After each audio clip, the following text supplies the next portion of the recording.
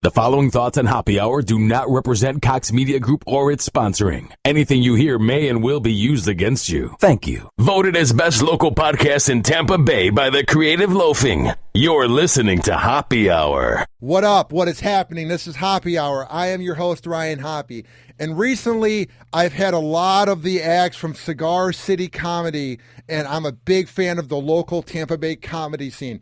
So I'm proud to say that comedian Michael Murillo is live on Hoppe Hour. What's up, dude? How's it going, man? I'm doing good. It was one of those things where I saw Law Smith live at a bar in downtown St. Pete about 6 months ago, and he plugged Cigar City Comedy at the end, and I was like, that sounds pretty catchy. So I checked it out, and I'm like, ooh, I like this. So then I had Matt Fernandez on, then I had Law, and I've had almost everyone on. I'm going to work on getting I think like Pedro and like Mona Smith on. So I'm happy to have you on. I basically almost had everyone on. Like, I'm digging it. Yeah, because so you started out with Law, you had JB, Matt Fernandez. Now you've worked your way all the way down the barrel to me. Is that what that is? That's cool. I totally respect that. Well, I actually reached out to you in November, and you went on that cruise. That's true. I did go on a cruise just for fun. How was it? I love cruises. You don't have to do anything on a cruise. I like situations where you're not forced to do. You don't have to make your bed. You don't have to clean your plate. You can just lounge around and just be a total bum all Do you ever day. get seasick, though? No, I don't. Not me personally. But I've been on a few cruises. I like them. I don't care where I go. I don't care about the ports. I could never get off the ship. I love a situation where I don't have to be responsible for anything. I have to put on pants and a shirt. That's about it. That's the only thing. I feel like even that you don't need to necessarily when you're on a I cruise. guess it depends on the cruise. The cruise I go on, yeah, you have to. Aren't there some cruises that get really dirty? There's some fun cruise. No, I'm way past that in age. Have you ever done those, though? No, not when I was younger. I didn't have the money to do cruises. I don't know. It just seems like a weird vibe. Like, I get some people are very open about, like, sex and that, but it just seems weird when you're just, like, getting passed around. Like, if you're, like, a swingers club or, like, one of those cruises. Like, I just find it to be weird when people are just open about sex like that, you know? All right, but what if you had a girlfriend and you guys were very comfortable together, and she kind of broached the idea and said, hey, what about this cruise? And we don't do anything we don't want to do, but we'll see what happens. Would you be open to it? I'm such a selfish guy, and I have such an ego that I wouldn't like the idea of someone banging her or her going south of the border on some guy and it not being me, especially if they're having intercourse. And what if he's better than me? My ego, I'm so shallow that I'd be like, it would get to me. That's a great self-analysis. All right, what if she only wanted to be with girls? That is hot. Is that okay? That's amazing. Suppose the idea was the only people you guys solicit, she's going to be with girls and you can be with girls. Dude, that was a dream scenario. If I could just watch her have sex with girls. I mean, even if I didn't get to be a part of the threesome, but it's 3 girls. You're just in the room.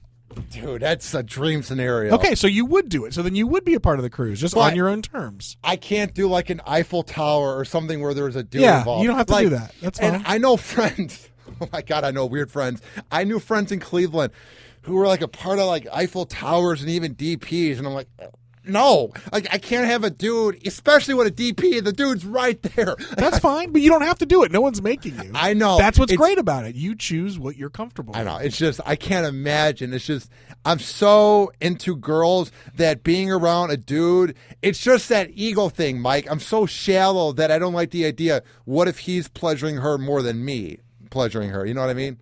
I guess. I don't know. I have a weird Maybe you'd ego. be so, that's fine. So you would just be with, hey, there's nothing wrong with that. Believe me, I'd be the same way.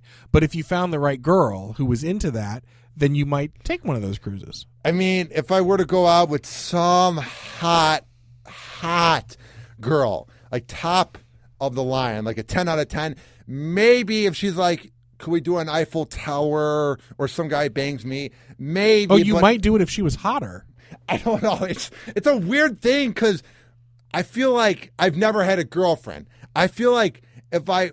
Wait, you feel like you've never had a girlfriend, or you've never had a girlfriend? I've never had one. How old are you? 22. I got to tell you, when I purposely tried to find out as little about you as possible so I could just sort of find out. But I did learn that you were younger. When I first heard you just doing your show, I thought you were significantly older. Everyone says that. You sound, that's a great quality to have as a broadcaster because you can literally have this voice for the next 4 decades. Everyone says that. They could not believe how young my face was. I forget who said that. Law said that. Like, everyone can't believe that I'm just 22. I think it's because I'm such a radio geek that I grew up listening to Howard and Opie and Anthony that I sort of took what they do on air. It's not like I was listening to like, yo, this is Joey D on 101 Kiss FM, and I wasn't into like that. I was into like edgy talk radio that's for 25 to 54-year-olds, and I was 12 years old listening. So it's one of those things where I got influenced, especially by Opie and Anthony. And that influences the way you talk today? I really believe it does. Like, I used to be really demeaning. Like, when I first came to town and I was on Calta, I tried way too hard. Yeah, banging out girls and getting drunk. And I was like trying to be like the shock jock thing, which isn't cool anymore. So now I'm just being me, which is this goofy, odd character. So I'm embracing it. But I wouldn't have thought the voice. I thought that would belong to a guy who was 40.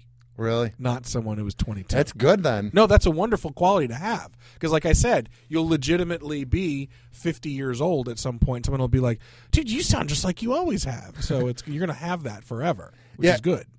And I try to, like, not have a lot of slang. Like, I'll listen to some podcasts my age, and they'll say words that rappers say, like getting turned. And I say that as a joke, but they're like, I got turned last night, and I was faded, and then I hit some bars. And I'm thinking, if somebody your age was listening to him, be like, what the fuck does that mean? Right, that's not going to make any sense to me. So I try to use normal words. Like, I got drunk, and I had a fun time. Not, I did some turned up drugs and got faded. No, from what I've heard from your show, and I've really enjoyed what I've listened to. I appreciate that. The vernacular is strong. You're not avoiding those things, but you don't throw them in just to throw them in. I find it to be hacky when you have to say, yeah, so I got drunk last weekend and we hit on some bitches. And even then, if I were to be cool with saying that, it's unclassy to talk about getting drunk on the weekend. Like, obviously, everyone at some point in their life gets drunk, and if you appreciate going to a bar, there's no reason to bring it up on air because it just makes you look worse.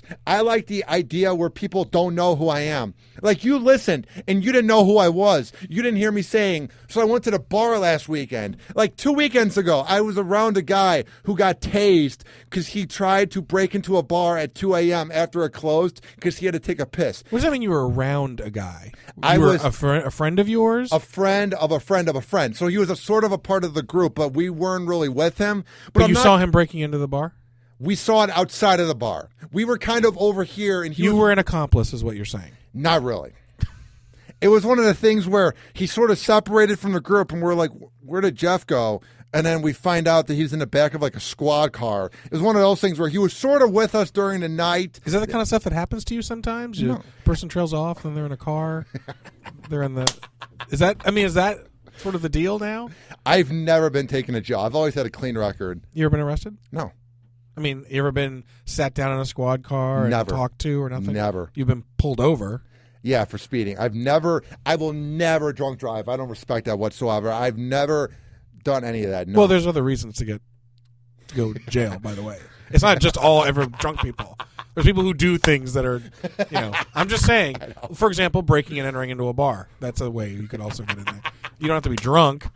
You could be stone cold sober and do that. I'm just saying. So it's cool. No, it's good. We were sort of with him, but we weren't with him. Like, everyone was like, "Oh, he's with us." You were with him. No, that's all right. I'm not judging you based on what that guy did. I'm not saying you said, "Hey, go break into the thing." Yeah, I'm just saying it's possible. But all right, so you're 22. Yeah. Right. You said you've never had a girlfriend. Do you want a girlfriend? I don't know, because my one friend is like 25 years old and he's married, and I know being married is different than having a girlfriend, but I don't like the idea that you have to ask them for permission. And I've been hanging out with girls more lately, like on some dates, and this one I went on last weekend, we had to choose what she wanted to watch on Netflix, and I didn't like the idea that I can't just watch Aqua Teen Hunger Force or American Dad.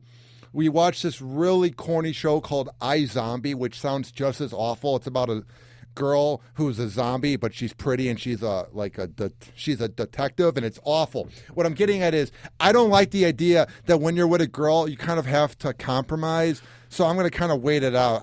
You really want Netflix and chill by yourself?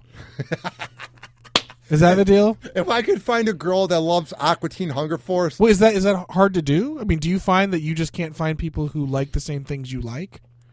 Dude, I'm a weird person. My favorite shows are The Wire, Sopranos, Aqua Teen. It's like the widest range of things. I'm into radios. The sports part is okay. Girls are into sports. But the things I'm into, like girls aren't into Opie and Jimmy on Sirius XM radio. They're more into top 40 music. You know what I mean? But is it possible that they haven't really been exposed to Opie and Jim Norton? True.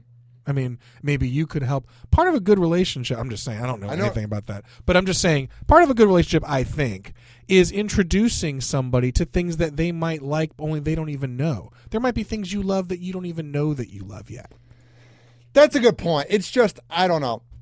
I don't want to rush it because I just see guys who are whipped, and I don't want that. You don't have to be what other people are. You can just do your thing if you choose. I mean, you know, what I'm saying is, does the idea of having a girlfriend appeal to you at all, besides just regular? I kind of like the idea that you could just watch Netflix and not even like chill where you bang. Just watch Netflix and chill with someone you like and care about. What I don't like is having to pay for their things. Like going to the bar is expensive enough. I don't like the idea that you have to pay for money, and I don't make a boatload of money. Sometimes my mom has to help me pay for rent. So it's one of those things, and she's up in Illinois. It's just, I don't have time for girls right now. I have to make it in radio. I was going to say, this is not a thing where if you don't want to make any compromises and you don't want to pay for anything, I was going to say, I'm not really sure what your options are going to be at that point. Because that's pretty much life, is compromises and sometimes paying for things. It doesn't mean you have to pay for everything, but I mean, if you're that unwilling to be a part of it, maybe it's not in your cards. And that's okay for right now. I'm willing to be a part of it. It's just, it's not the right scene right now. But who knows? Maybe I'll find a girl in my dreams when I go and I buy food after this at Winn-Dixie. Who knows? I'm just saying, I've been using the apps like Bumble and Tinder. I'm getting no matches, so I got rid of that from my phone. I'm like, screw it. I'll just go on porn for now. Okay, well, porn's never going to reject you, right? Porn is never going to say, I want to watch iZombie. Porn will watch your Aqua Teen if you want. Porn never says no, right? Yeah, I do get sad when I watch porn. I mean, I don't know how you view it. Wait, what does that mean? You get sad? Like, do you jerk off and cry at the same time? Have you ever done that? No. Have you ever teared up? Have you ever teared up while masturbating? No. This is what I want to know from you, Ryan. Have you ever got kind of maybe like wistful? No. Here's what happens. You get horny or you can't sleep, so then you're like, ugh, I'll just watch it. Like a lot of times at this point, it's just to help me sleep or relax. So it's like Ambien. Yeah. Okay.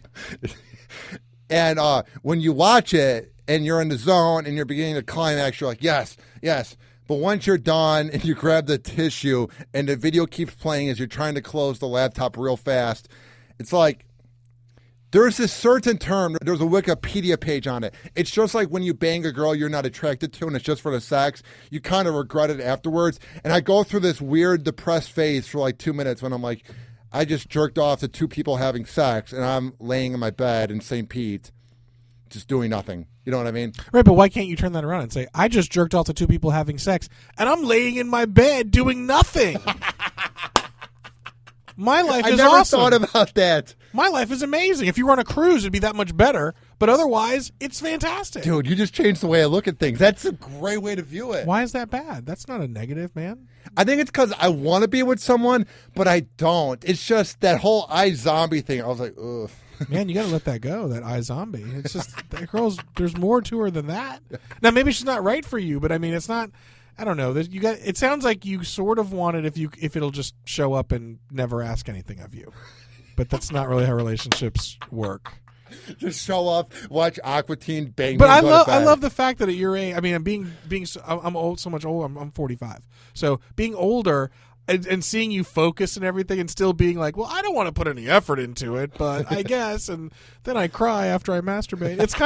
It's like interesting. Like you've got so many things you could do, and yet you bring yourself down on like something that's nothing. You could just be happy. That's a good point. It's more time for you to do radio. It's more time for you to do those things. Dude, you should be a motivational speaker for Ryan Hoppe. I should pay you to call me in the morning and be like, don't worry that you just jerked off to Lisa Ann and 3 dudes. You're going to be fine. Unfortunately, you don't like to pay for things, so it's going to be a problem.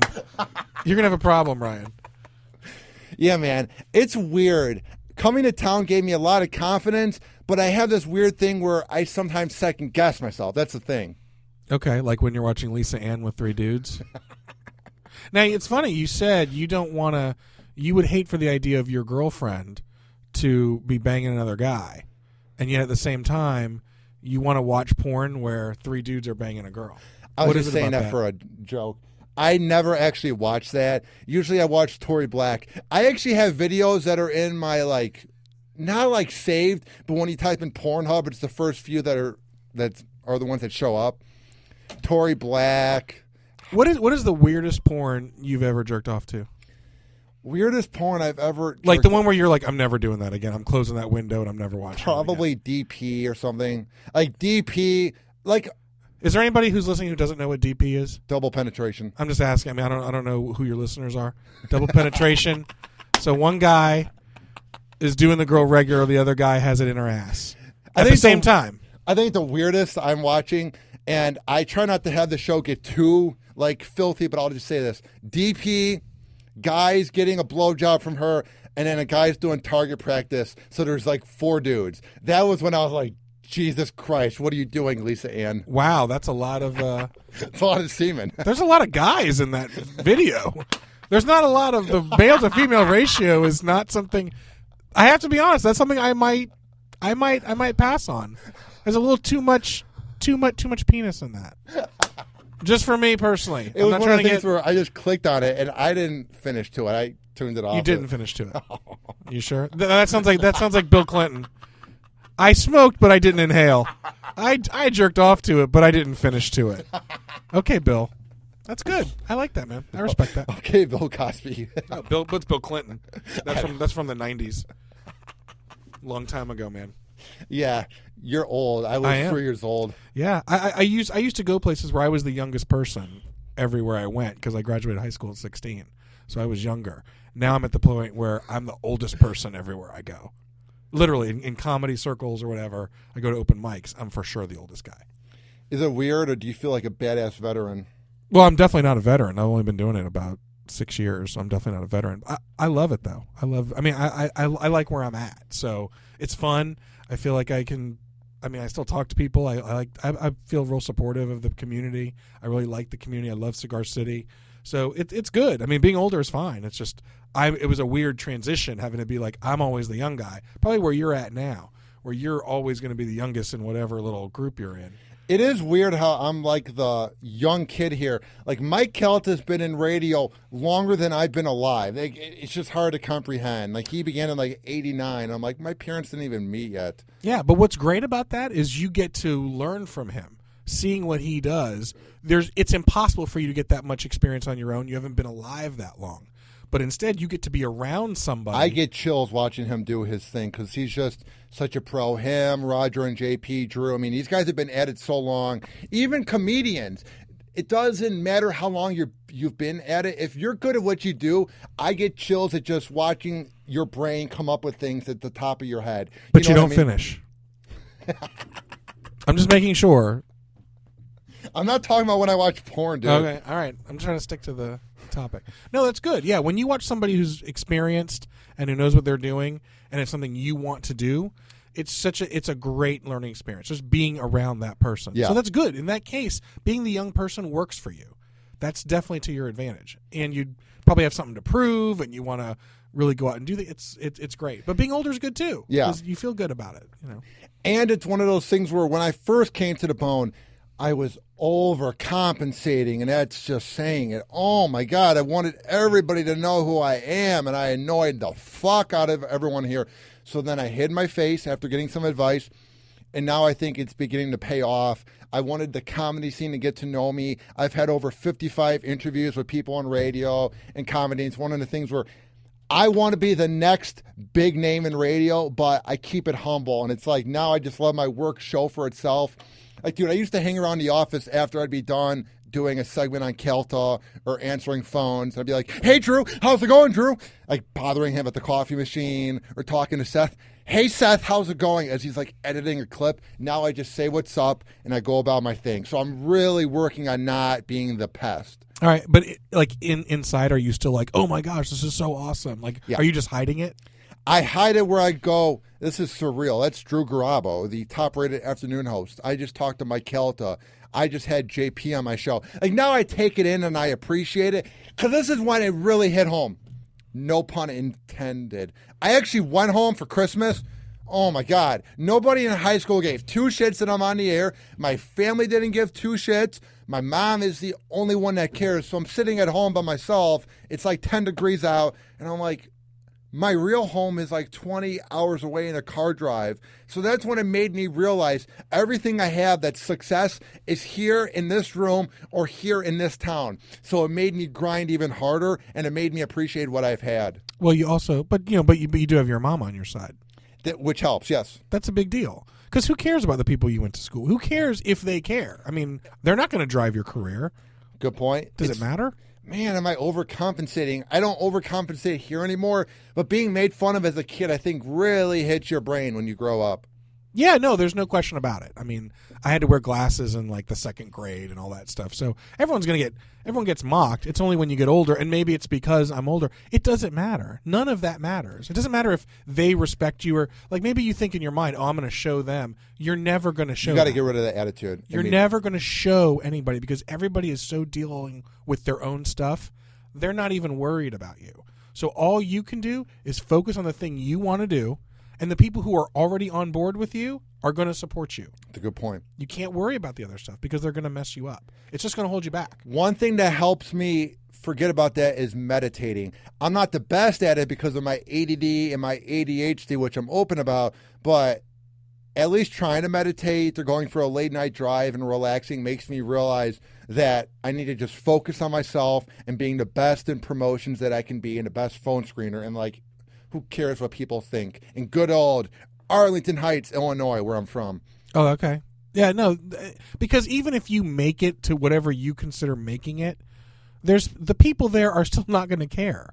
They're not going to care because they've got their own lives. So you got to not worry about what they think. I have this ego where I'm trying to like prove them wrong. Why should I care? That's where I'm beginning to go is who cares? It's in the past. Like, school does not mean shit. Just get good grades and graduate. I didn't go to college. I went to a community college for about a year. I did a radio show there. I had a worst speech impediment and sucked, but I fixed it. Then I went to a radio trade school for a year, graduated. Then I got hired by the biggest show in Cleveland, and then we went separate ways last March. Then I got here 2 months later. So I've gone the opposite route. They're all getting drunk in college. They're appreciating that scene. I never had that. I never went to college. Do you miss it? Do you wish you had had it? I don't know. I love radio so much that I love what I have, but it just puts pressure on me and sort of on my mom where I feel like if I had a backup plan or I went to college, I wouldn't be under so much pressure to make it. But I think this pressure of making it and grinding each day is what drives me, and I'm not in the comfort zone, you know? Okay, so you've lived in 2 places in your whole life? 3. All right. I lived in Illinois, Cleveland for 3 months, and then I've been here like 8 months. Okay, so 2 of the 3 places that you've lived, you've hooked up with huge radio stations. Even in Chicago, I did some good internships, yeah. So everywhere you've lived, you've had success in the field that you love. Yeah. So what is your pressure? I never thought about that, dude. I need to get some money on the side, do an Uber, and have you be my inspirational talker. No, I mean, you're literally. I mean, like I said, this is why I didn't want to know too much about you. I wanted to learn about you when we're talking. You're 3 for 3. I mean, you literally go somewhere and you're focusing on where you're not, as opposed to what you've done. I mean, how many people would want your job right now, who are in Tampa? I think about that, and it's hard to like let it not get to your head. But I do appreciate what I have. That's a very good point. Like everywhere I've gone, I've had decent success in Chicago. I was on the biggest show in Cleveland, and now I'm here in a dream scenario. I never thought about that. Yeah, I mean, and you're all this, and you're 22. I mean, where are you going to be at 32? You've already done that. You've already proven that you can go to a whole new experience, a whole new city, and latch on to what is successful in that area. You gravitate toward that. What gave me some good swagger and confidence in this town. When I first moved to town and I was a nervous wreck and I wasn't sure about myself, I went on the Mike Kelta show the first time, And I was goofy, I was odd, but my boss, Mike Olivero, said, you have talent that can't be taught. And for him to see that when I was weird back in May makes me realize that he saw something in me and other people do. So I always look back to that quote during our interview, and that's what kind of drives me, is he saw something when I didn't. Yeah, and that's great. And that's part of the thing is, I mean, you see that as like way back in May. That wasn't that long ago. May wasn't that long ago. And yet from May to January, you've probably grown leaps and bounds. So where will you be next January? Where will you be like a year from now? Dude, a year ago, I was on a show in Cleveland where all they do is make fun of each other, but the main host is the smartest guy in the room, and everyone has to talk about their lives, but he doesn't, and he's just kind of a guy that exploits everybody. So what I'm getting at is, a year later, I'm honored that John Brennan, the program director, lets me do my own thing on the side, because in Cleveland, I wasn't allowed to do something on the side. Okay. So Hoppe Hour couldn't have existed there. Oh, they told me I wasn't allowed to tweet at anybody or even think about another show. It was all about that show, and that show. That's what I was told in the interview. The guy said the show's name 14 times. He's like, it's about this show, you got it? This show, you got it? I was like, yes, dude, I got it. So, like, in that area, it was so self-centered and the ego was through the roof that now it means a lot that Drew and Mike Kelta talk about me in air and they'll play my work, and I'm just happy. So that's a good point. You never know where you're going to be in a year. Who knows where I'll be on January 17th, 2017. Right. You know? Now, you say you're happy. I got to tell you, you don't look particularly happy. What do you mean? You just look kind of like, you look really focused, and that's a great thing. And you look driven, but you don't look necessarily satisfied. Because I have a lot of like pressure from my mom to make it. That's the thing. You mean your mom that lives in Illinois? Yeah. And you live in Tampa? It's just because sometimes she helps pay the bills, which I feel bad about. That's what it is. It's one of those things. But I don't always look happy because a lot of times I'm anxious in life, but I really am grateful for what I have.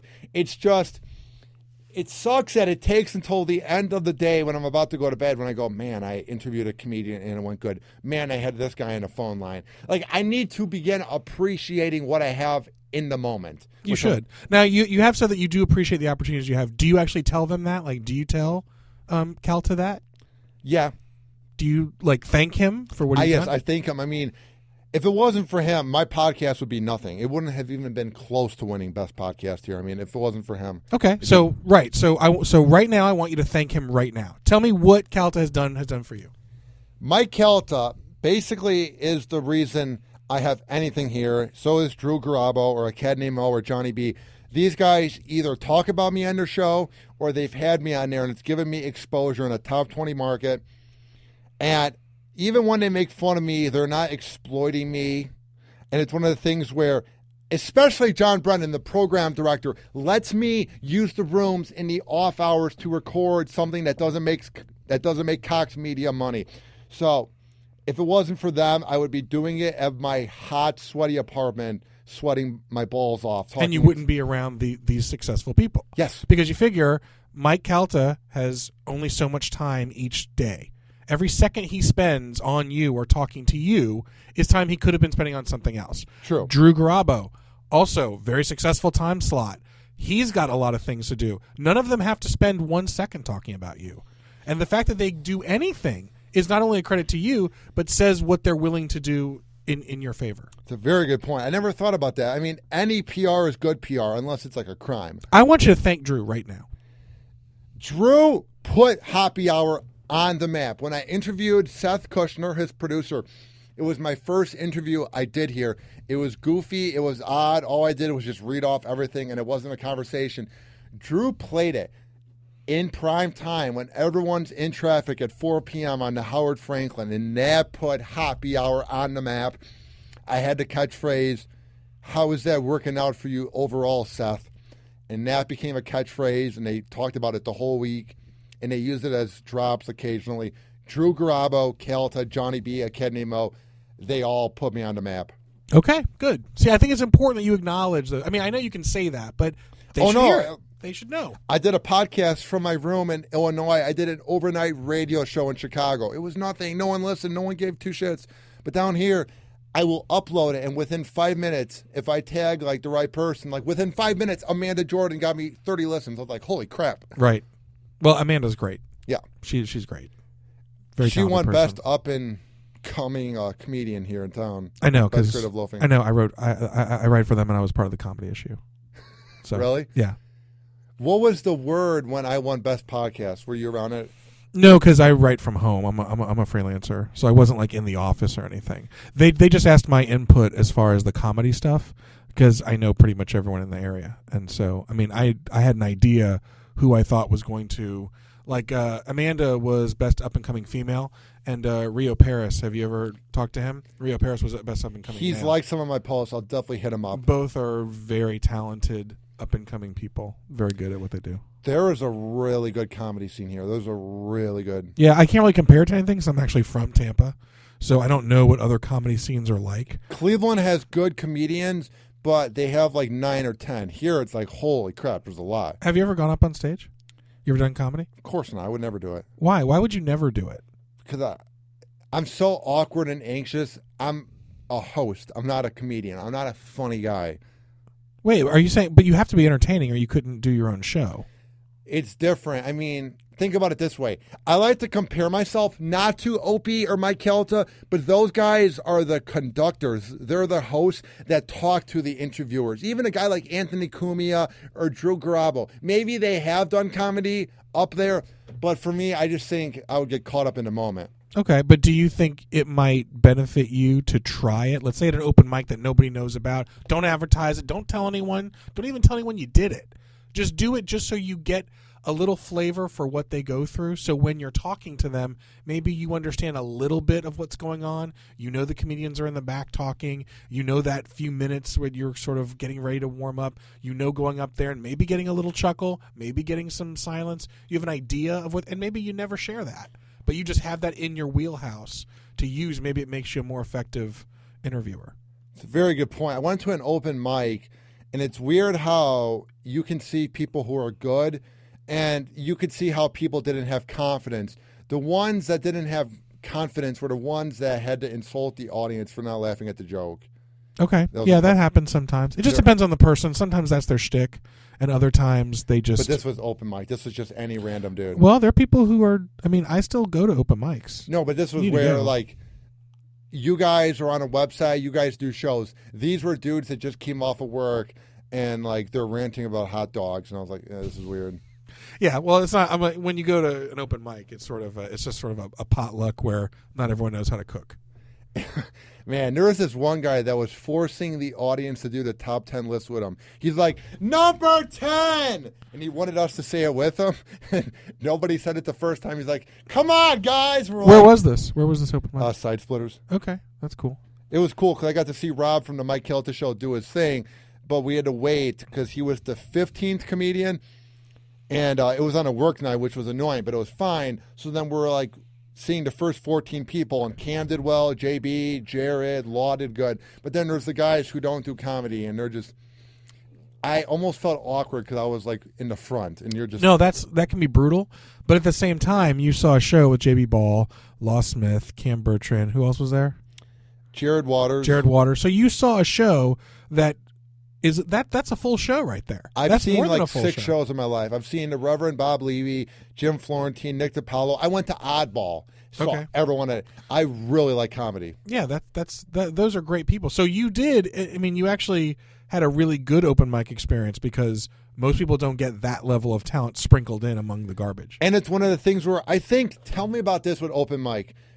The good comics almost don't get laughs because the guys who are there don't want to laugh because they know it's funny. Like, Cam Bertrand was killing it, and I was laughing my ass off. So was JB. But it seemed like nobody was laughing because the guys are sort of mad that they're not as good as JB, maybe. Does that happen? It's possible. I don't really worry about... To me, when you go to an open mic, it's not about the audience. It's about you. So, like I know Cam was saying on your show when you saw him, he was doing all like new stuff. Yeah, and that's important. That's why you go to an open mic. You don't go there to tell your best jokes and get laughs and quote unquote do well. You go there because you have something you want to work out. If the audience loves it, okay, maybe you have an idea that's a keeper. If they don't and there's nobody there, it doesn't mean you get rid of it. So you're there for you. And whether somebody laughs at the open mic, now it's a totally different vibe at a show. But at the open mic, it's not really as big of a deal. And I think the successful comedians, the Law Smith, for example, Law could do 5 minutes off the top of his head, nobody would laugh, and it could still be a productive evening for him. JB Ball's the same way, because they're trying to work something out. JB might go through an entire 4 minutes just so he can get to the tag that he wants to try, or get some ideas so he can try something at the end, because it's that important to him to get that part, because he's going to use it when he's headlining later. So that's a valuable thing. Did so-and-so laugh? Who knows? Who cares? It's about creating something that's going to be valuable later. What I like about you is your vibe in life, and just when you're up there, is who cares what anybody thinks? Who cares what they might say about your show? It's about what you think and improving yourself. I get that from you. Yeah, that's true. And to be honest, I probably wouldn't have been like that at 25. Being 45, that's an advantage. Is it like different when you go through life and you kind of change? Does that give you different confidence? I don't necessarily feel like I've changed. I mean, I've changed in that I used to play PlayStation and I play PlayStation 4. That's the only thing that's really changed.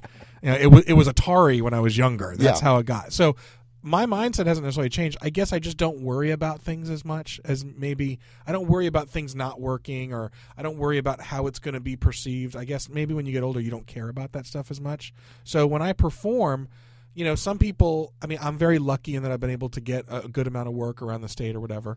But I enjoy watching other comedians. Like, I enjoy watching other people succeed in the area. I don't consider them to be competition. I consider them to be my coworkers. See, I'm weird. I find everyone sort of to be my competition. I don't find a bone to be competition because they're making great money being on the air. But it's one of those things where I want to make it so badly that I don't really listen to radio anymore just because I'm focused on myself. I don't know if that makes me someone with a big ego, but I'm just so focused that I'm like... No, what it does is it means you're probably not going to be influenced, so you're not going to be as repetitive. You're not going to just jump on the thing that's working now because you're doing your own thing. That's cool. What I mean is sometimes people see it as like, okay, this guy is succeeding, that means that's taking something away from me.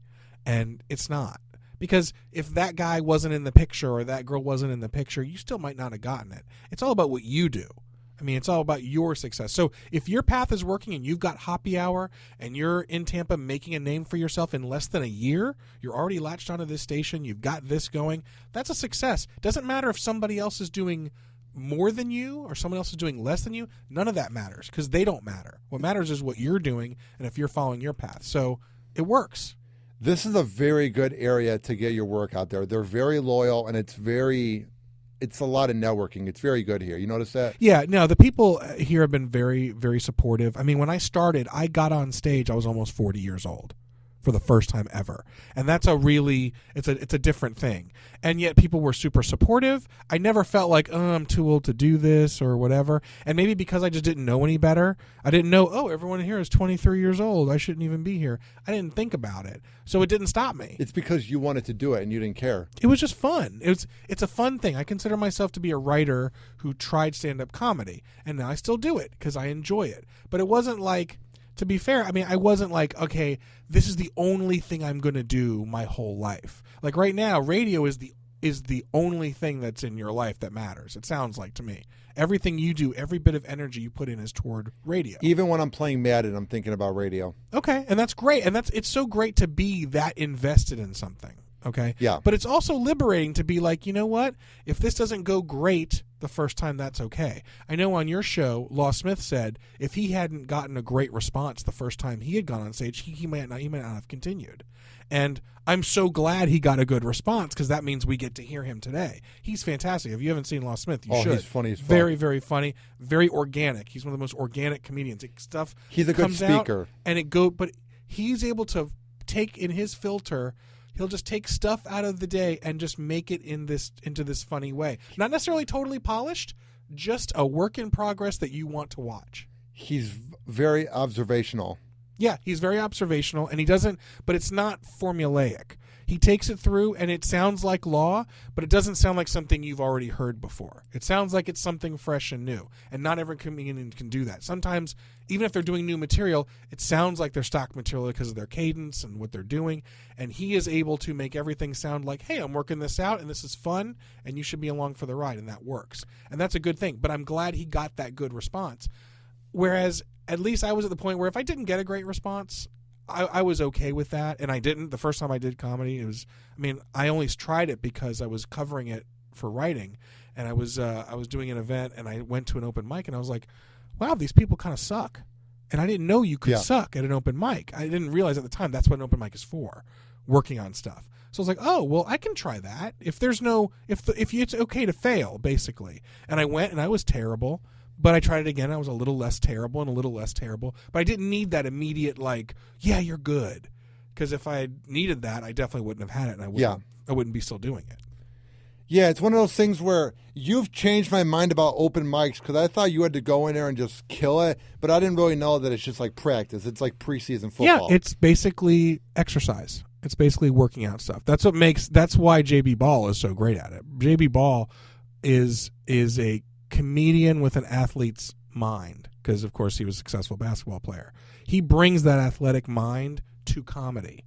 And so when he's at open mic, he's at practice, and he has a lot of swagger to how he does it. He does. Very confident, and it's because when athletes are good, when they practice a lot, it's because they know that putting in that time is going to pay off later. He's confident in that what he's doing now is going to help pay off. And he's been on Bob and Tom. He knows what he's doing. He's a great success. That's why he was the Best of the Bay comedian this year. Really? Yeah, he won Best of the Bay. That's awesome. Also, I love John Jacobs. He was on here, and it was just 70 minutes of us just shooting the shit. Yeah. John Jacobs is a funny dude. John Jacobs is great. He's also a very young guy. He's a very self-aware person.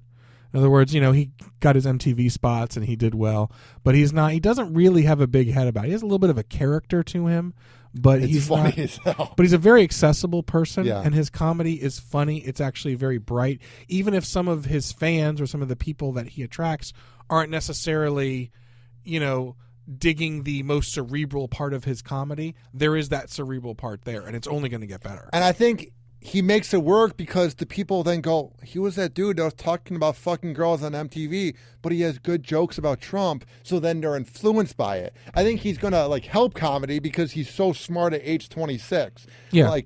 His jokes seem like someone who's been at it for 20 years. He's very intellectual.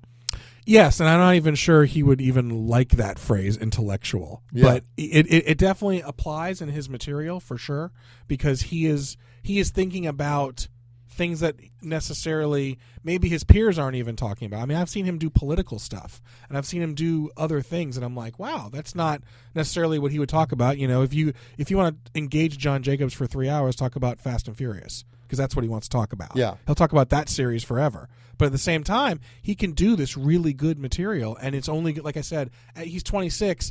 At 30, he's going to be that much better. He's going to be really fun to watch. That's how I am, too. It's like you look back at what I did 3 years ago. It was the most unlistenable radio. And at age 22, I'm decent. It's like, where will I be in a year or 9 years when I'm 29, 30, 31? It's like you have that saying, you can't be perfect until you put in 10,000 hours. That's why I work so hard, is because I want to be Howard. I want to be Opie or Anthony, where they put in so much work. They excelled. Michael to Drew. I think you have to also appreciate the journey you're on. I mean, are you enjoying where you're at today? Yes, I love it. It's just I have pressure to make it. That's the thing. Right. Then stop crying when you masturbate, dude. Just stop that. Once I jizz, just relax and go to bed. Yeah, just that's the chill of Netflix and chill. It's not Netflix and cry. Yeah, it's one of those things where I don't know. And then I went from watching hardcore porn when I was a teenager to now I love a good softcore porn on Cinemax. You went from hardcore to softcore? Yeah. Why is that? What was it? Everyone says the same thing. It's because I didn't have cable, so I didn't have Cinemax or HBO. So I would watch what I could on my laptop in my room. But now that I have a cable package, I'll watch Showtime, and I like the softcore where there's the plot line, and then they begin banging, I don't know that. I don't understand that at all. This doesn't make a lick of sense to me. I'm sorry. It's because I want to feel like I'm a part of it, like I'm there. Are they talking to you? Are you hearing your name somehow in there? Hoppy, come over here. Yeah, you went from hardcore to softcore. That's what my friend said. It's weird. That is so. Do you talk about porn with your friends? Yeah, we all do. What do you mean we all do? Is this? I mean, are you in a circle when you do it?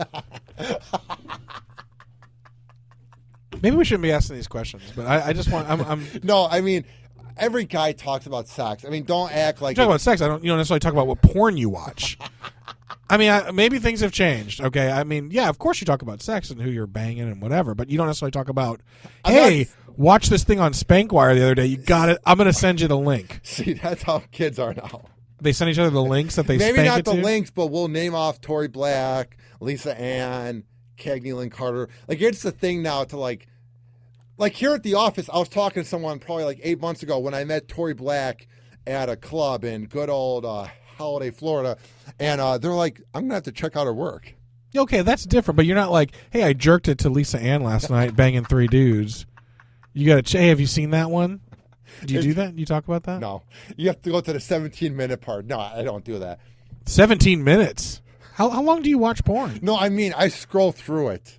Okay. With the video player. Man, are you old school? You're thinking you begin from the beginning to the end. I just skim through No, it. it's not old school. It's actually newer. I mean, porn now, you just go on YouPorn or something, and you can watch a 5-minute clip. You don't need 17 minutes of anything. What is 17 minutes in? I meant the longer ones have the better scenes. You think so? Yeah. You don't watch just like the compilation or just the quick. It's not just boom, boom, on, off. You need to be wooed a little bit. Yeah. You need to hear a story. Yes. You need porn to bring you a flower and tell you that you're needed. Basically, dude, you got a lot of you expect a lot out of your porn. I have high priorities. You really do. So how many? So do you interview a lot of females on the show? I had Amanda Jordan. That was my first female I've ever had on any radio show ever. Oh, really? Okay. It went well. Yeah, but that's like having like. And she would even say she's kind of the dude. Like, that's like having another guy on. Like, we were just shooting the shit. Like, it wasn't like I had some, like, girl, like, oh, my God, I'm a beauty pageant model. Like, it wasn't like that, you know? Well, like, you're not going to be able to pick up on her anyway. It doesn't really matter. But, you know, if you did interview a female, would you then, like, pursue her if you were attracted to her? Dude, I have the worst game around girls. It's ridiculous. Well, it's because you spend all your time on porn. And crying. And radio. Crying and porn and radio. Okay, that's cool, man. Hey, whatever you do, it's all good. It's a good mix. Like I said, you're only 22, so you'll yeah, whatever. I'm only 22. It's not like people have been getting laid since age like 15. Whatever. Well, are you saying you've never been laid? I've had the weirdest sex experiences. I lost my V card. Guess how? To a 48-year-old MILF who was a fan of the show I worked on in Cleveland. Okay, so you had a groupie. Yeah, and then every bang I've had as a groupie, I had a groupie on a speed date in Cleveland, and then I banged a girl like a month ago here in town who was a fan. Okay, so what is that's fantastic. It is? Yeah, I'm not saying the sheer number. I'm saying it's not like you went to a bar and you picked up some drunk sloppy girl. Someone heard you on the radio and probably was like, man, if I meet him. And then they met you, and then you sealed the deal. That's great. Dude, I need to pay you to be my inspirational speaker. No, but that's awesome. I mean, in 2 different cities, Cleveland and Tampa, this has happened. So And this Chicago. is not. So it's not luck. It's not like fluke. It's not like a worked out for you. wingman thing. It's like, Okay, so you're able to pick up girls. yeah. So what's your problem? But it's the radio thing. They're only talking to me because I was on a bigger show in Cleveland or because I'm on Kill at the show. Okay, but it's you insulting. can't. No, but you can't have it both ways. You can't be on the radio and then bang a girl and then get mad that's why she. I mean, what's the reason? What do you want her to bang you for? Because I'm me. See, now you need a story. Now you need that story behind it. That's why you like the softcore. Because you want them to say, you know what, Ryan, I like you for you, not because you're on the radio, even though all you care about is radio. If you invest your life in radio, you can't get pissed when a girl then pursues you because of radio. Dude, you're like fucking with my mind, man. You're like mind fucking. I'm like really old. That's what it is. So you need to interview more older people. Wow, It's weird. Wow.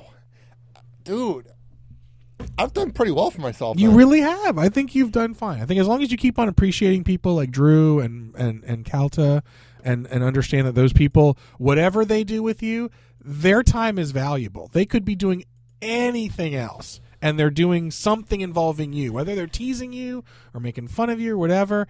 It's valuable just the fact that you're in that universe. Wow. I will leave this with more confidence, but then I'm going to wake up tomorrow and not want to get up. It's going to be weird. Then listen to this again.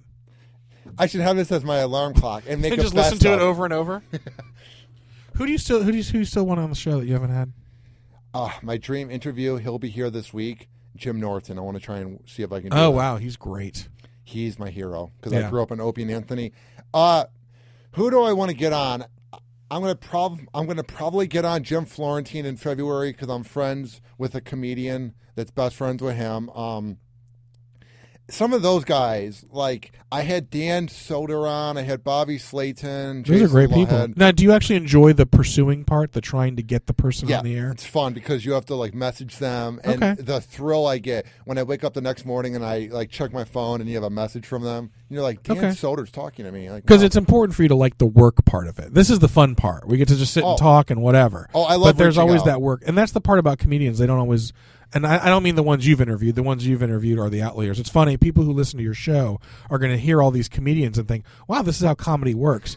You're really interviewing the tip of the iceberg. Well, yeah, because I was trying to figure out who is a good comedian because everyone's a comedian now in 2016 with Vine videos. So when I heard Law said, check out the best comedians with Cigar City, I was like, that's it. That's how I'll figure it out. So I looked up each name and I looked up all your Facebooks and I messaged all you guys. Yeah. That's how I did it because I didn't want to get some hacky guy on. Yeah, I fucked this girl and this shit. I wanted to get the legit ones. Yeah, but it's just that your listeners, and you should also know that that's unusual. Like when you're interviewing, you interview Matt Fernandez, then JB Ball, and then John Jacobs. You're like, oh, this is what comedians are like. And Joe Riga, yeah. Joe. Did you have Joe Riga on also? I've had almost all you guys. All I right, just gotta Joe's have awesome too. Pedro. So when you have those guys on, you have to understand that not only are they very good at what they do, they're very rare. They're for every Riga and Fernandez and John Jacobs and JB Ball, there are 30 guys out there who might be funny but just don't put in the time. They don't put in the work.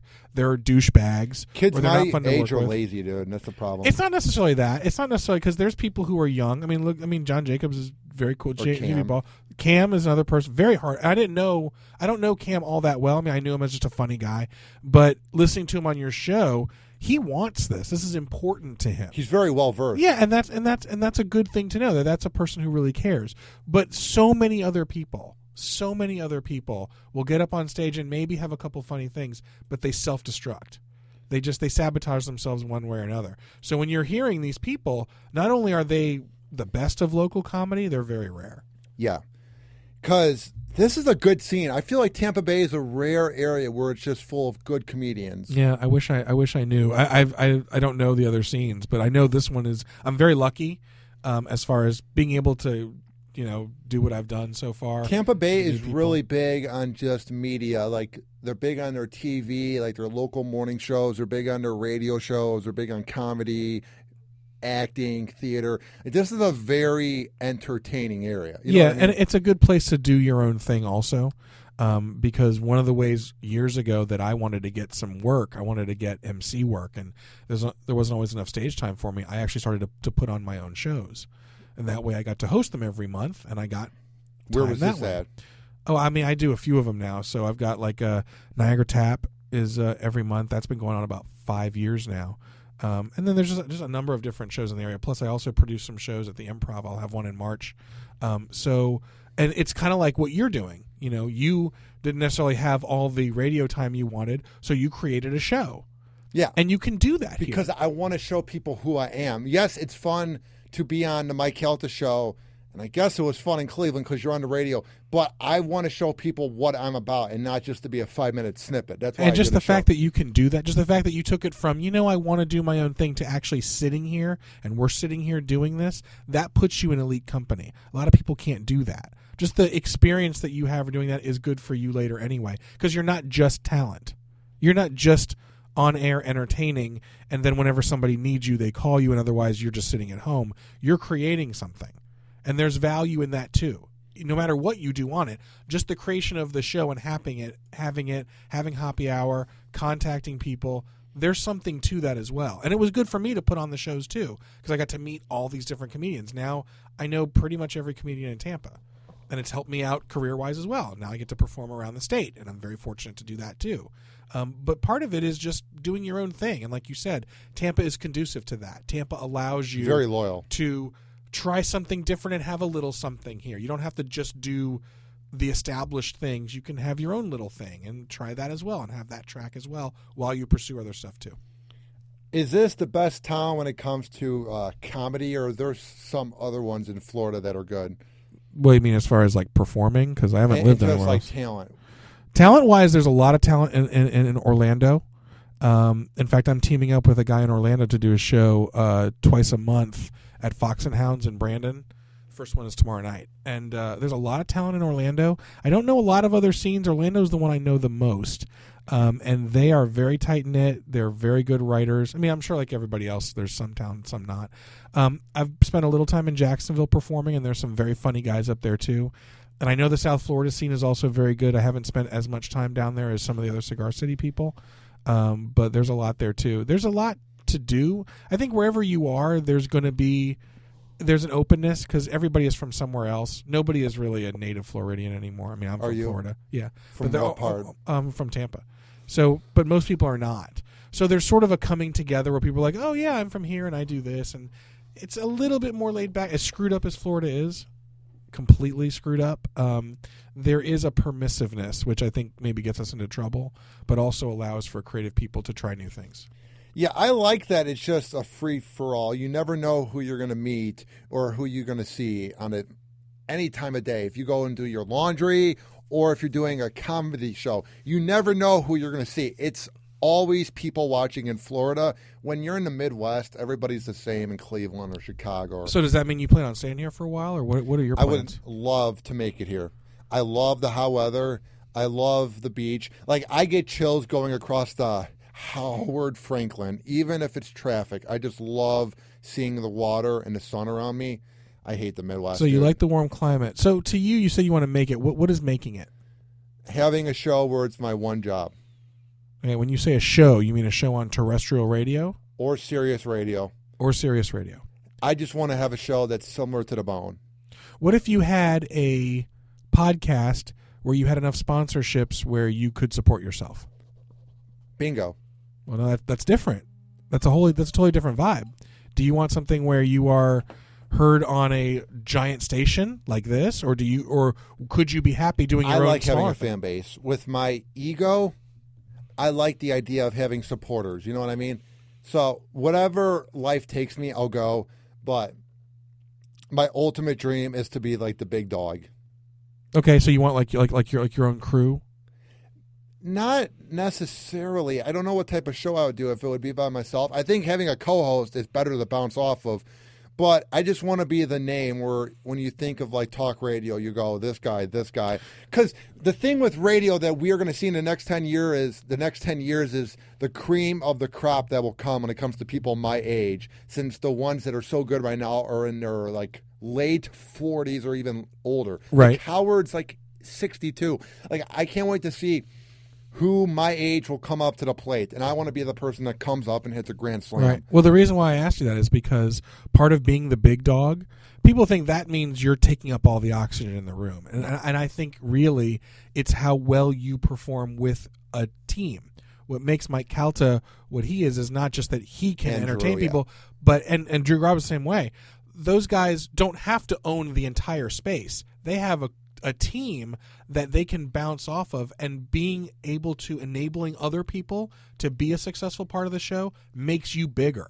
So that's why I'm asking, can you see yourself with your own team? Because that's what really, I think, makes somebody a big dog, is being able to lead a pack. Yes, like Howard did that. Howard Stern does the same thing. Opie does that. Mike Kelta does that. Right. Where you have like the people that come in and contribute to the show, and it's not just about you. The people who make it just about them and their brand, and they have the name on the show, and they forget that there's people around them to make the show good.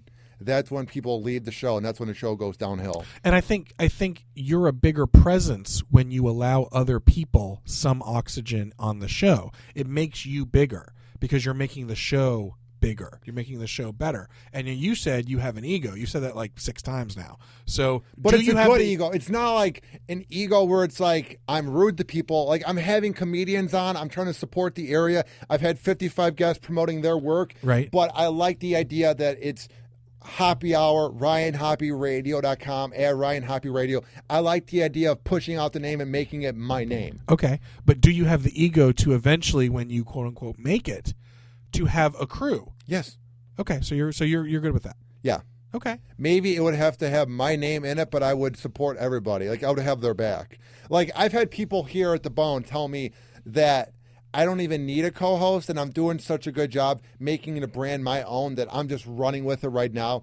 Obviously, you would need a phone screener who I would incorporate, and a producer and co-host, a newsreader. I had that in Chicago, and I didn't have that in Cleveland. But what I'm getting at is I definitely want a team, but for right now, I think for me to grow as someone who does broadcast and does radio, I need to focus on myself. Right. Doing interviews with comedians is great because you never run out of things to talk about. Because if you talk to an artist, they might be good at what they do in music, but they might be a boring person. True. Like I interviewed rappers from Chicago, and they were boring.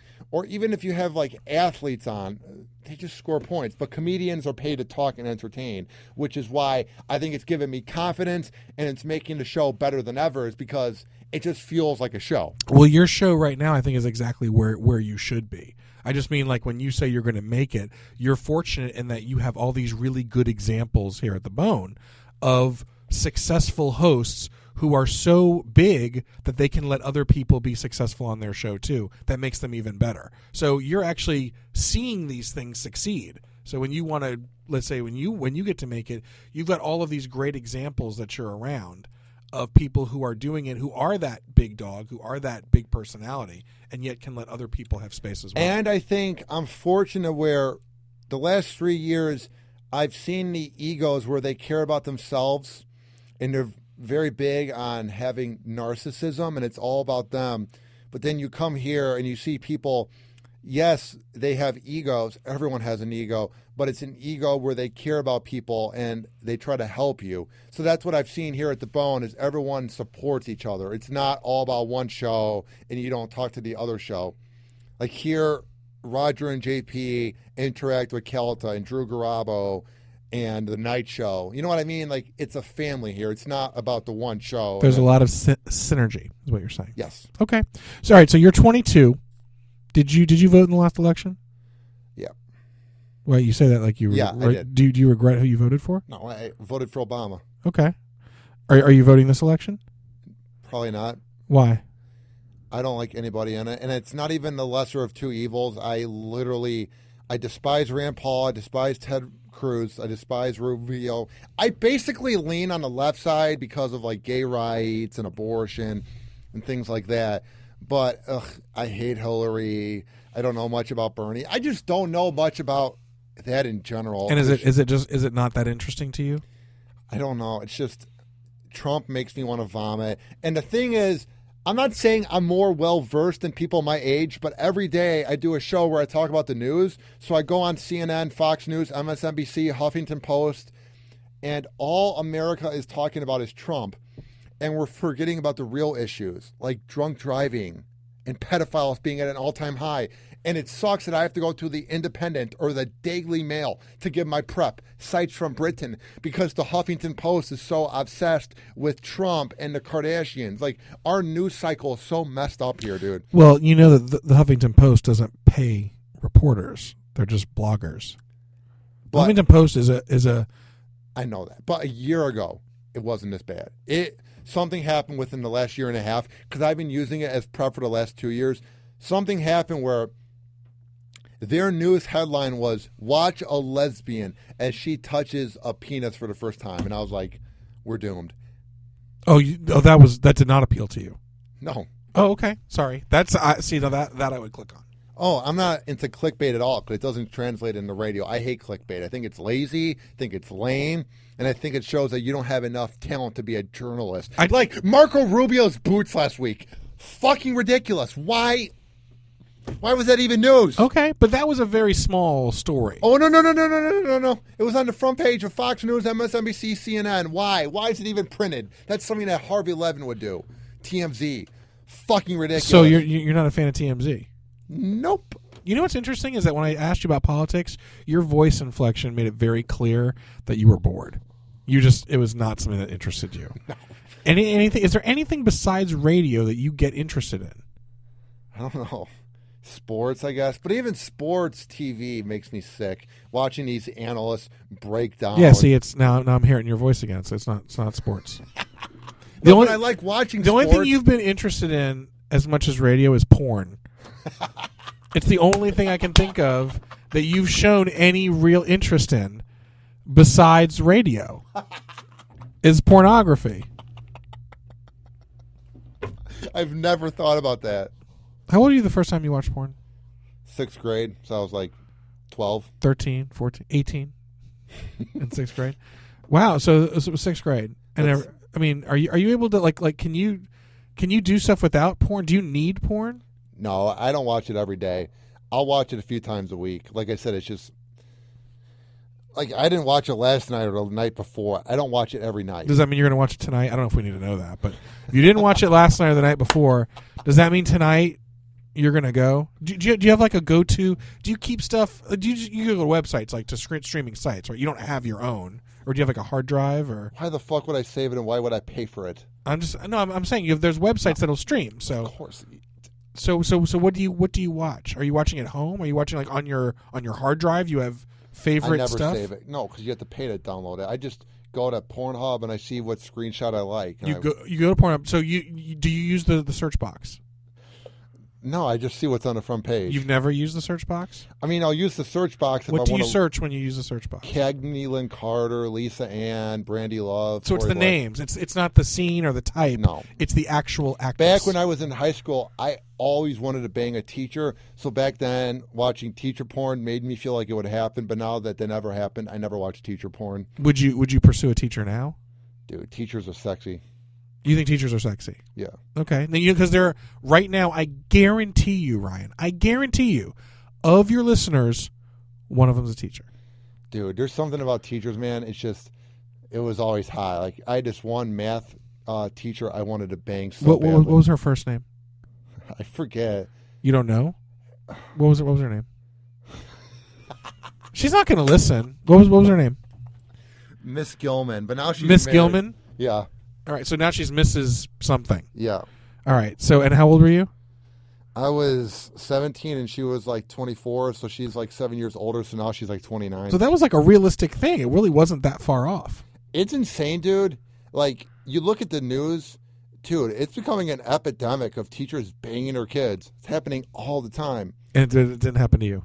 No. So it doesn't happen all the time, does it?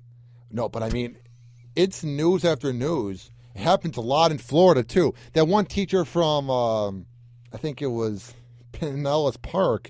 Yeah. She got like 8 years in jail. This is back in like July. Yeah, but then I thought it got reduced. Oh, you're talking about a different one. You're talking about a new one. That's how many there are. We can't even keep count. Yeah. It happens a lot here in Florida.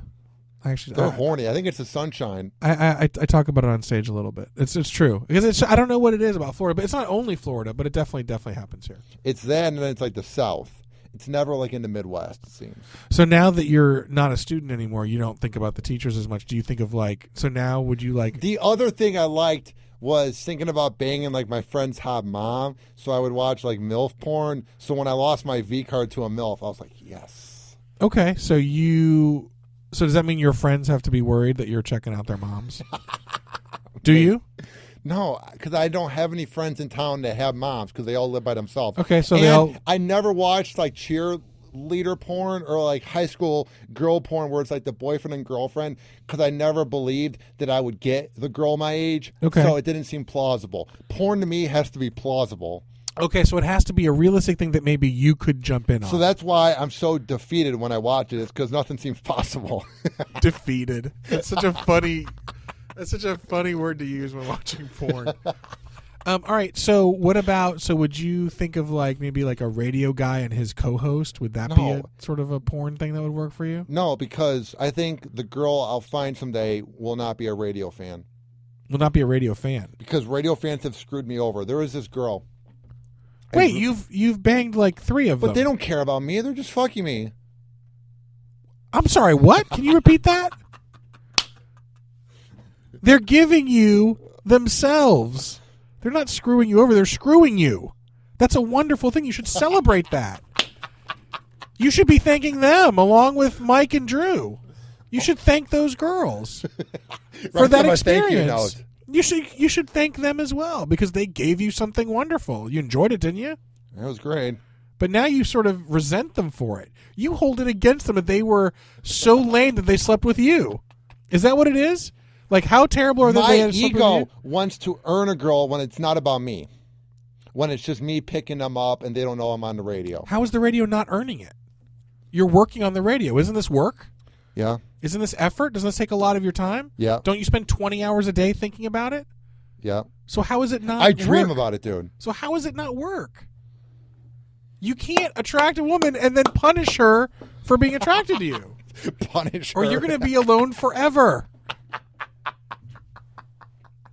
You can't be that dysfunctional, Ryan. You can't do that, man. How dysfunctional am I? No, you're not. I mean, it's all house money at this point because you're doing so many great things at your age. But at the same time, you can't be out there on the radio and put every effort into getting yourself out there and then literally criticize women for responding to you being out there. That would be like promoting a comedy show and then berating the audience and going, what are you guys doing here? You're showing up here? You have nothing else to do? Why would you do that? You would thank them. Thank you for coming out tonight. Thank you for responding to. Thank you for sucking my dick. Yes. Not me. I mean, thank whoever did it. Whoever did that, you thank them. Yes, because they responded to you. They responded to what you did on the radio and all that stuff. Even if it's a pity bang? What does that mean, pity bang? Where they feel bad? It's a bang. Who cares what they're thinking at that moment? You care? Are you trying to get a girlfriend or were you trying to get laid with this? I don't know, dude. I have no experience. I don't know who I am. A pity bang is still a bang. Okay? Yeah. And that's a wonderful thing. It's beautiful. It's sex. It's fucking. It's wonderful. Why would you even worry about it? You should be happy about it. But you should never be like, well, I don't want, those groupies. I would want someone who doesn't even know I'm in radio. How could anybody not know you're in radio? Give me the scenario where somebody would meet you and not find out in the first 30 seconds that you do radio. That's a good point because they ask, what do you do? No, you don't even have to ask. Everything you talk about is involved with the radio. You will name drop it within 90 seconds, Ryan. So you're setting yourself up for failure. You're creating a universe of available women that don't exist because you don't allow it to exist. Wow. Dude, you're leaving me speechless, man. And I'm never speechless. Sorry, maybe I'm going too far with that. No, I'm just saying. No, dude. This is brilliant. I just think, You're a scientist. No, I'm definitely not a scientist. I'm just a writer, man. That's all I do. Dude, I never thought about that. Like, what am I expecting? If I think about radio all the time, that's my life. Then that's how I'm going to get laid. That's the only way you're going to meet people because everybody who knows you as Radio Ryan. Yeah. That's it. That's all you want because you don't talk about anything else. You don't have anything else that you're into. If you were into some other hobby and you met the woman doing that hobby, then okay, maybe she meets you that way and then she finds out you do radio.